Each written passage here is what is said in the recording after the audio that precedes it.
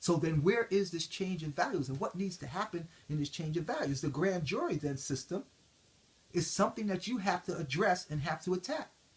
What is it about a grand jury that the secrecy allows only the prosecutor there for purposes of questioning and answer, which means that he can control it? You've all heard the expression, a prosecutor can indict a ham sandwich. Well, there were an awful lot of ham sandwiches being presented when it comes down to Black Lives Mattering, and there ain't a whole lot of indictments coming out of it.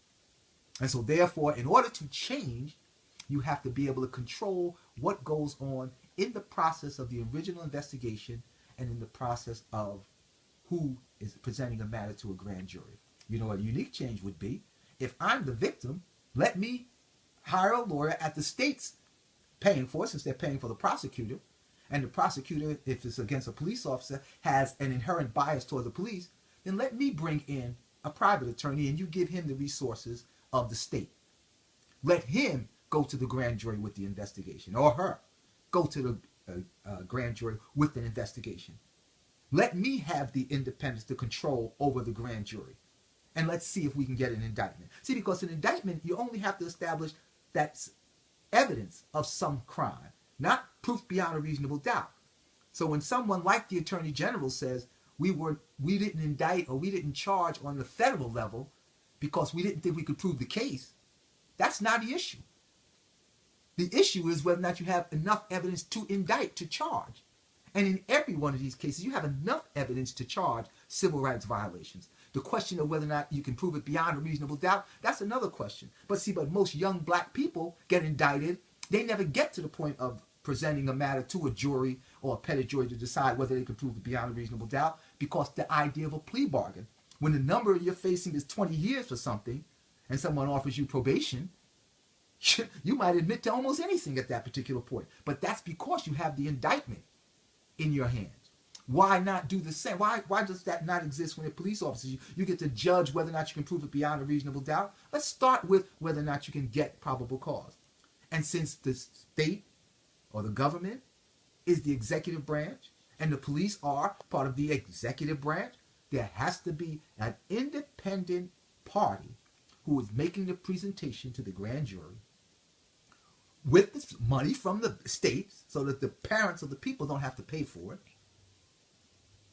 so that therefore you can ensure that the investigation is being handled by someone who does not have an inherent bias or an inherent connection to police force or police work. The executive is the number one cop. The Attorney General is the number one cop. They don't prosecute cops on the level that they prosecute what they consider to be perps. You know what would be another interesting change if you really want to make a change? If and when a police officer is charged, if you can get the charge, he should have to defend himself. What does that mean? What are you saying, Muhammad? Yeah, here's what happens so you get a clear understanding. He's represented by the PBA. They send a lawyer to him that paid through his dues. If you were to even sue this cop, or they appoint a lawyer for him, if you were to sue this cop civilly, any award that you would get would be paid on taxpayer dollars. Think about that. That's like you paying the bill for the cop who killed your son. And if you get an award back, that's like you getting back the money that you paid as a taxpayer. You're not getting anything. You're not earning anything. He's not paying anything. He's not hurting. Make him have to come out of his pocket to hire the lawyer. No gift of a lawyer. Make him be subject to suit individually as opposed to a member of the police department. So he should be charged. He should be sued both as a member of the police department and individually. Meaning that now he has to hire his own lawyer. He has to pay out of his pocket. He has to risk his mortgage, his or her son or daughter's future college tuition. All that has to be risked as well. So therefore, the damage that's being done to him begins to impact on him. So then when he thinks about drawing down and shooting somebody in the back 8 times, not just that his job is on the line, because he can go out and get another security job probably. He might even get some donation from the PBA or from the National Rifle Association to do some gun commercials and keep them afloat that way. But if he has to come out of his pockets to pay for the defense, and if he loses on a civil action, he has to pay the debt out of his own pocket as opposed to the city taxpayer dollars paying for it, there'll be a whole different mindset. It's almost like the Chris Rock joke where he says, they ought to charge $5,000 for a bullet. And the cat said, I'll bust a cap in your behind as soon as I get my check, or something like that, so you can pay for the bullet. Well, that would be the same kind of mindset.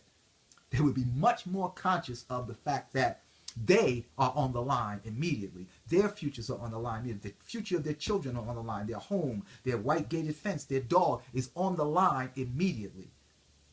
Upon them hurting someone, harming someone, or putting someone else's life in jeopardy. That would be a great change.